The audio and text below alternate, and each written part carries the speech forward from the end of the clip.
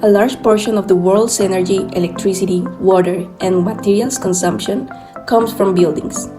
Therefore, they have been one of the main factors of global CO2 emissions. To find a solution, in the 1980s, the French biologist Patrick Blanc created in Paris the first vegetal wall. He marked the beginning of a brand new era in bioarchitecture. We go back a decade, where a lot of green influence led the creation of vertical forests. It was designed by Boris Studio and finished in 2014. The building is located in Milan's Porta Nuova district and consists of 2 residential towers with more than 900 trees on its terraces. The model has received worldwide recognition as well as various objective criticisms. It contains the equivalent of a forest of 3 hectares. But which percentage of the citizens enjoy them? Its green facades promise to reduce CO2 emissions by about 25 tons per year. But how much operational and embodied carbon does the construction, materials, and maintenance of the building produce? The building is sold by incredible renderings with a lot of greenery.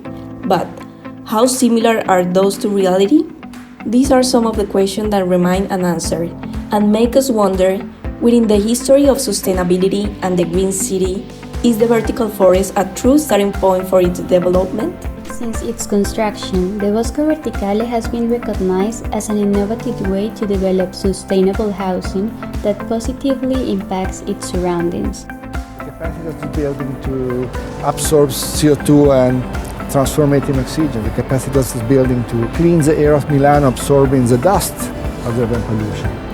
The multiplication of species.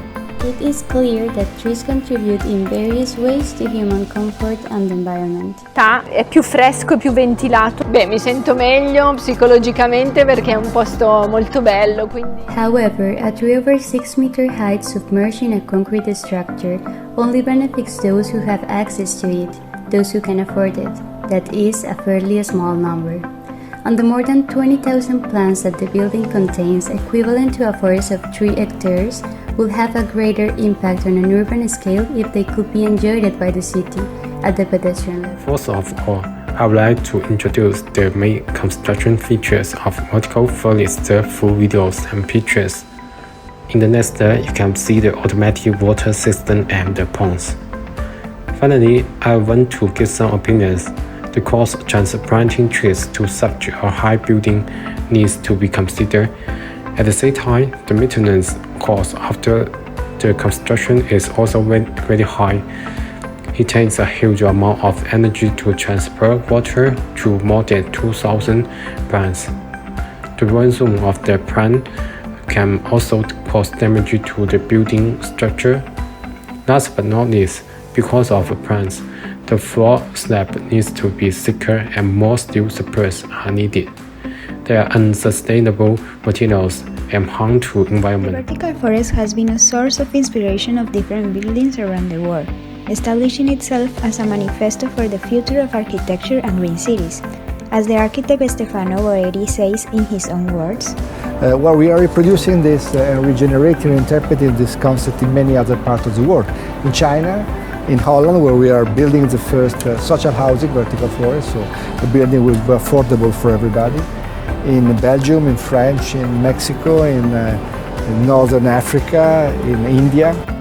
However, in a world of online design contests, this idea of green buildings has been promoted by extreme renderings for public consumption, and Stefano Boeri's vertical forests are not an exception.